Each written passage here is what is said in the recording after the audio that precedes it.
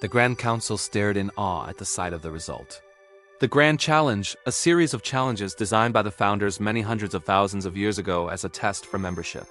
The benefits of entry far outweighed the drawbacks, and generally only one of these objectives had to be completed. The challenge was to acquire a number of randomly chosen planets and exploit them, terraform them, or mine them for a specific resource. Each planet had a unique challenge to overcome, a unique biome to inhabit, or a unique resource the galaxy wanted to exploit. Each time a challenge is completed, the empire that acquires whatever is there will have by mandate the protection of the Galactic Council for the duration of their membership. Along with this, they will have exclusive monopoly on the unique acquisition from this challenge if they so choose, and tax-free for the sale and distribution of that resource or tech for 100 years. Only one such challenge has to be completed for an empire to become incredibly wealthy or technologically advanced during these challenges. Only one actually has to be completed to earn membership. They completed every last one. They now have an almost complete monopoly on resource production on SAS-ESX unique planets, and they were about to become the most absurdly powerful empire in the 12 galaxies. We sat in the room desperately trying to make sense of the footage we were looking at. It's always too easy for competitors to fake their own footage. So we learned very early on to send our own auditors to record our own evidence. I hear the guy is now in therapy. I understood why. The first planet was known as Novaria, a world in the outer reaches of imperial space that most of the galaxy ignored. This is for good reason. Although it is a fantastic source of nuclear fuel, especially for growing colonies, it had been mostly abandoned due to the radiation level and the local insectoids. None happen, of course, so they are considered a free-for-all. Many empires had set up shop on the planet before to take advantage of the wealth of radioactive materials. Uranium, plutonium, a naturally forming form of radium crystal. The locals made every attempt a bloodbath for both the occupiers and the natives. The world itself would have been a boon for the galactic economy and made it easier to set up colonies. But the cost of fighting a nearly unlimited enemy force that seemed to evolve and scale according to the mining operations was just too great. The damn humans, however, seemed to take it more as a challenge than anything else. They seemed to revel in it. The humans have figured out that the planet's highly toxic oceans are a source of iron, copper, nickel, and other industry-critical materials like their predecessors did.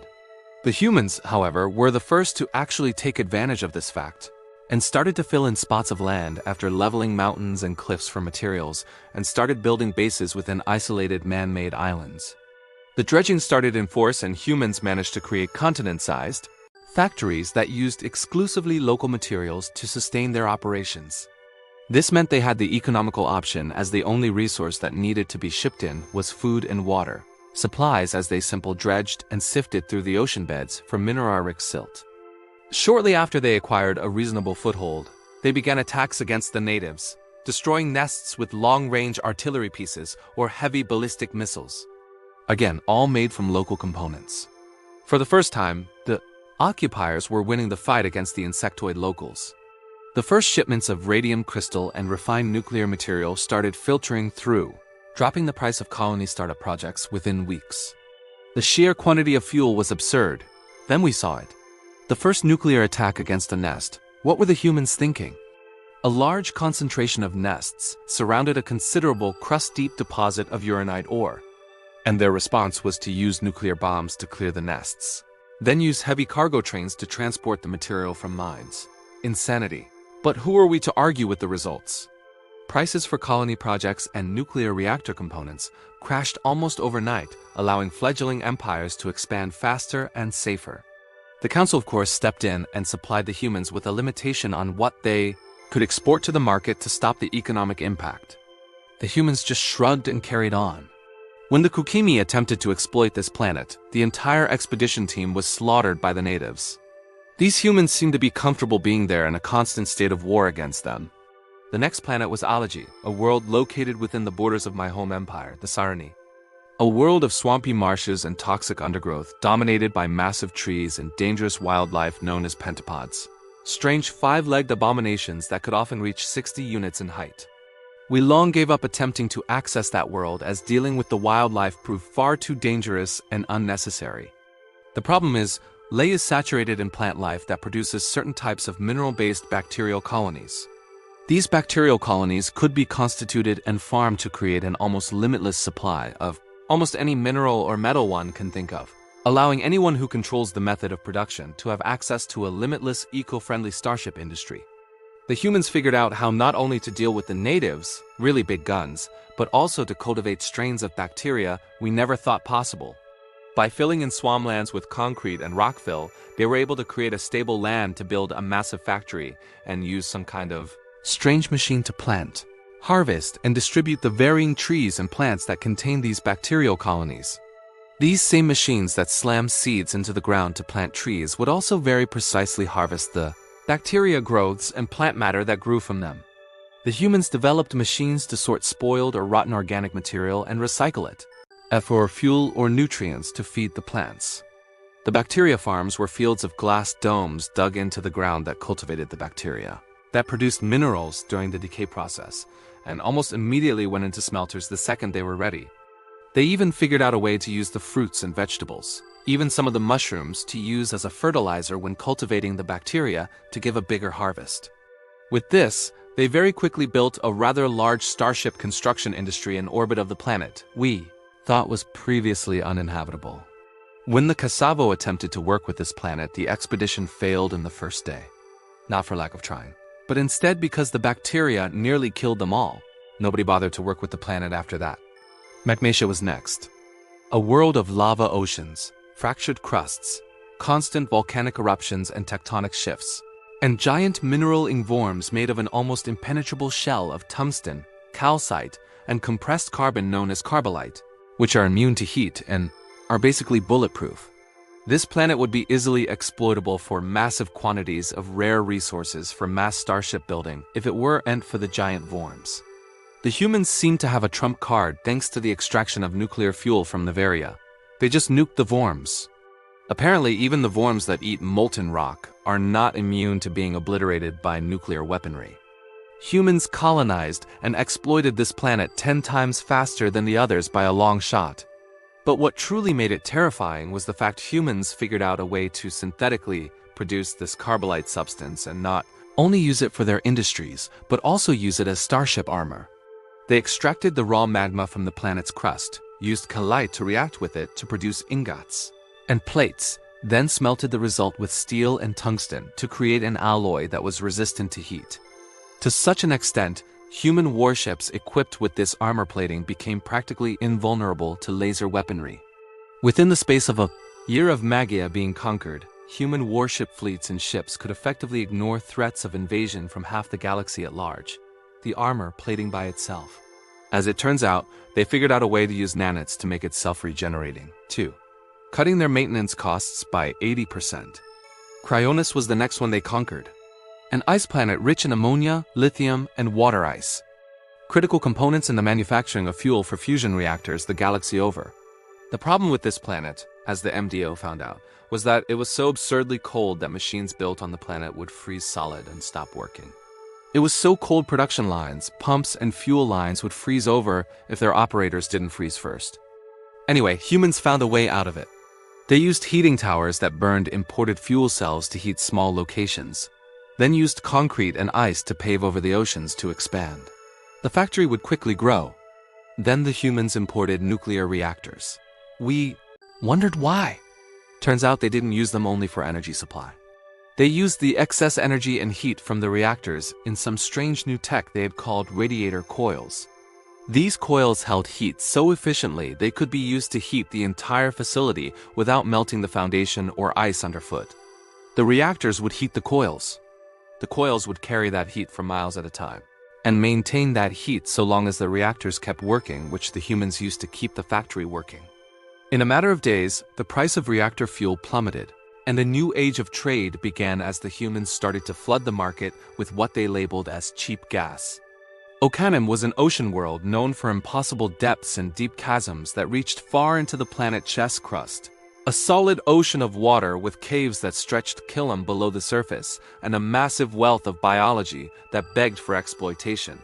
Galactic interest in this planet was located not in terms of its resources but rather the food source.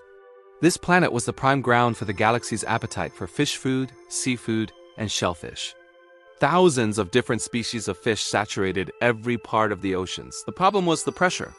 Fish didn't exist above certain depths due to storms and violent ocean surfaces. So the only way to harvest any fish was to go underwater. The humans apparently had oceans on their home planet, as it didn't take them more than a week to start building submersibles in numbers that could catch fish of almost any size. The humans also solved the logistic issue of getting them off the planet using the new carbolite resource they could now mass produce. They built a space elevator. They would also use the lightning storms around the elevator thanks to the planet's atmosphere to power everything. The storms would strike the elevator, and they used strange rods to harvest the gigajoules of energy that would come from it. They quickly figured out a way to control the food industry with their production of not only fresh fish, but the introduction of a new dish the galaxy fell in love with: sushi. Corrandium, what we considered an impossible place to ever set up industrial production, was the next planet they conquered. A planet of sulfur, methane, and toxic acid rain that melted metal and armor. What did they do? They used the oceans of liquid methane gas that saturated the planet's surface and pumped it all into fuel generators. These gas generators produced a gas that mixed with the atmosphere and somewhat neutralized the acid rain near their facilities, while at the same time used the excess power for a shield system that covered their industries. Powerful fuel rockets would transport massive blocks of sulfur rock off-world for market distribution that many empires needed for disposal of toxic material or garbage disposal via the use of a powerful industrial acid.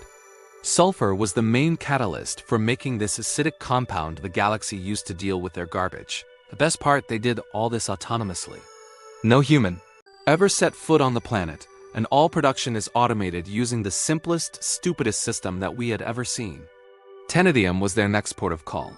A dark planet with a thick anomalous atmosphere that blocked all sunlight and created an atmosphere that caused strange random occurrences, gravitational anomalies, random millisecond duration black holes that would swallow equipment and personnel, random points that would teleport users to random places, to name a few. The reason this planet was so interesting: anyone who controlled this world could effectively unravel the secrets of the universe. This planet could, if you could find a way to prevent catastrophic destruction, be used for comprehensive study of physics, math, and other subjects. This planet's entire being seems to be a microbiome of a galaxy in its own right. Time and space warp in odd ways. Physics misbehaves as if the planet is a glitch in the universe. Its primary export would be raw data for scientists to comb over to unravel the mysteries of the universe. Well, you get the idea of this report by now. They figured out how to create technology that was hardy enough to defy the laws of the planet's glitchy physics. Something called a universe engine. Apparently something they built that could project a field of unreality that somehow managed to stabilize the bases they used to work with. Then they would store all the raw data on data banks and computer drives, then send millions of copies out of the planet's surface via large cargo rockets.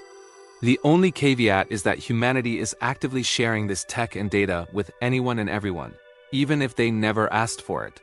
Secretia is a planet that apparently humans really liked.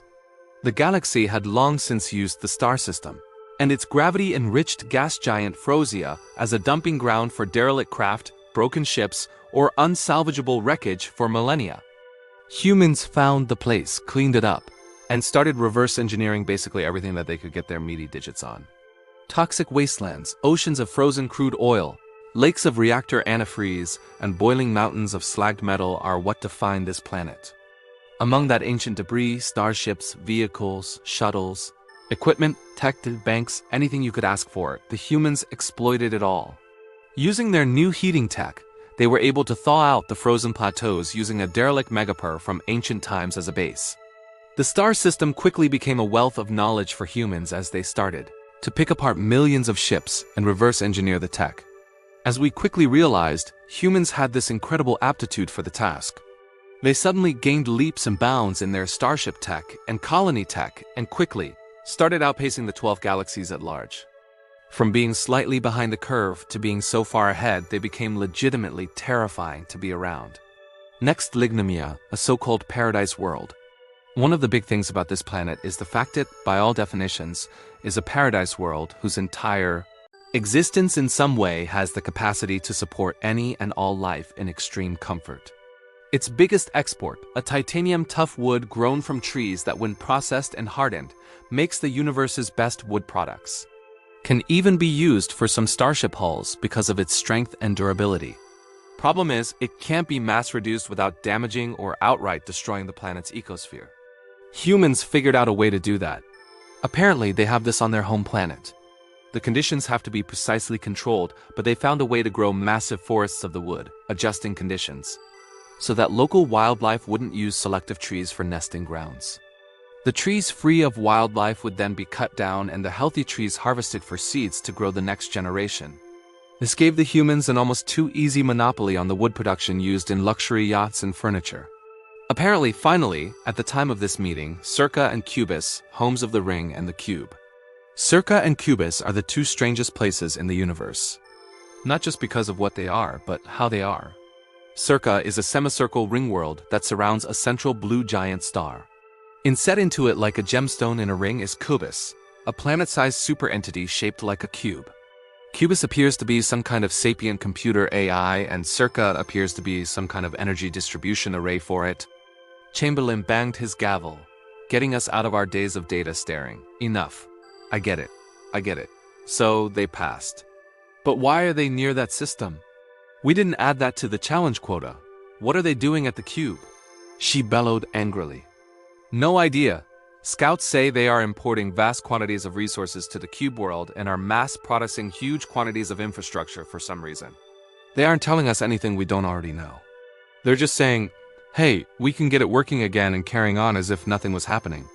Besides, the star system is in their borders, so I don't really see why they can't have it, I replied in kind from my seat. Let's face it, the humans, as brilliant as they are very simple creatures. If they get the cube working again, they will probably just use it to make the perfect recipe for pizza or the best cup of coffee ever. We should know this by now, the counselor from the Zurich said plainly. We all nodded in agreement. Now, as for what we need to do about their export situation, I think we need the Kalvak counselor started talking, then mid-sentence popped out of existence. We all stared in wonder. The other two counselors stared in wonder, then began to panic. Shortly after one of them stood up to run away, he too popped out of reality and vanished. The last one screamed and hyperventilated shortly before she too disappeared. What the hell was that? I asked. What is going on? The Chamberlain was cut off mid-statement as she vanished from her podium. The metal surfaces started to glow. The room started to get bright. Then, one by one, everyone present from janitorial staff to the High Council popped out of existence. The world went bright like a light shining in my eyes. Then I too popped out of existence. When my eyes opened, I was in a room solid white.